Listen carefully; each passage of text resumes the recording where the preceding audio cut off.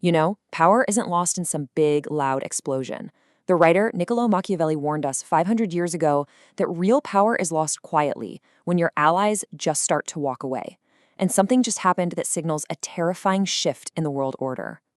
Right in the middle of a spiraling global conflict, with the entire world economy just hanging by a thread, America's closest, most reliable ally did the unthinkable. They drew a line in the sand. And look, these weren't some soft, diplomatic words. They were cold. They were final. When Mark Carney, the former head of the Bank of Canada and the Bank of England, said this in Parliament, he was building a firewall. So you have to ask, why? Why would America's best friend on the world stage say this, especially now?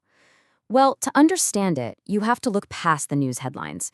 The real answer lies in that 500-year-old warning about how empires truly begin to crack. This is where we get into that warning from Machiavelli.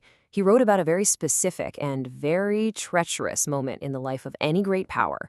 It's a point of no return, but the scary part is the ruler is always the last to see it coming. And that's the key right there. The most dangerous moment for any leader isn't when your enemies declare war on you. It's when your friends start building defenses against you. And that is exactly what just happened. As Mark Carney's words were still hanging in the air, the Canadian government made a move. A quiet, almost hidden move that tells a much, much darker story than any speech ever could. $1 billion, with a B. That's a massive investment. But it's not going to tanks or fighter jets. It's going to drone defense systems, anti-drone technology. So why drones? Of all the things, why is Canada suddenly obsessed with preparing for drone warfare? Well, the alarm was first sounded by Ukrainian President Volodymyr Zelensky. He tried to explain the danger directly to Donald Trump, but the warning, it was dangerously ignored. This right here is the new math of war that Zelensky laid out. It's terrifyingly simple. You can't keep fighting a $20,000 drone with a $3 million missile. The numbers just don't work. It is a strategy literally designed to bankrupt a superpower. So while Volodymyr Zelensky was trying to warn Washington about the future of warfare, Donald Trump was meeting with Vladimir Putin. And here's the kicker. Putin reportedly went on Kremlin's state media and bragged about playing Trump. While one leader was offering a warning, the other was treating it like a game. Okay, so this is where the story gets even darker, because this stops looking like a simple mistake and starts looking like a deliberate pattern of intent.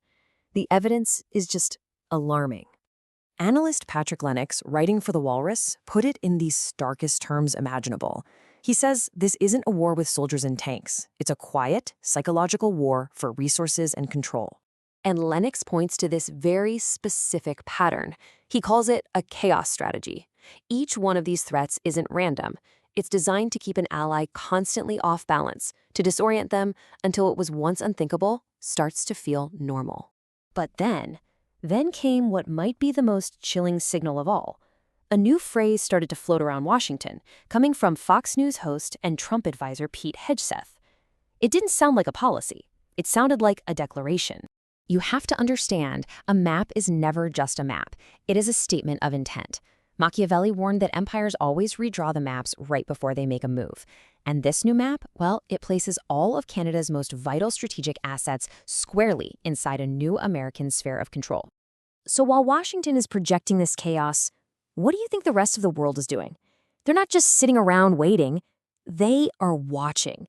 And they are quietly building brand new alliances, redrawing the entire global chessboard. For decades, think about it. Every major alliance, every trade route, it all ran through Washington. But now, countries are starting to draw new lines that go around the United States. They're building a new network, one that doesn't rely on American stability. And this is all happening at the worst possible moment. The global economy is on a knife's edge. The Strait of Hormuz is a global choke point, and it's heating up. If it closes, the United States might find itself desperately needing the very friends it has pushed away. Canadian politician Charlie Angus, writing for Meet Us Canada, just lays it all out on the table. He says the political price is just too high now. You can't spend years insulting your allies and then expect them to show up for your war. Respect, it's a currency, and once you've spent it, it's gone. So you see the whole pattern now, right? The chaos strategy, pushing away allies, redrawing the maps. History tells us exactly where this road leads, to a dangerous, unpredictable place. So the question isn't if things are changing anymore, it's which path are we already on? You can see three ways this plays out. Path 1, maybe things stabilize, and alliances slowly start to heal. Path 2, the war gets bigger, and America finds itself shockingly alone. But Path 3, that's the quiet one, the one where the world just moves on and builds a new order that leaves a less reliable America behind.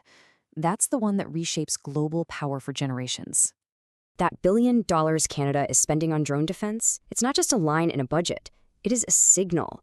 It's Canada preparing for a future where it can no longer automatically count on its powerful neighbor, a future where loyalty isn't a given. And here is the most unsettling part of this whole thing. What if we're not actually choosing a path at all?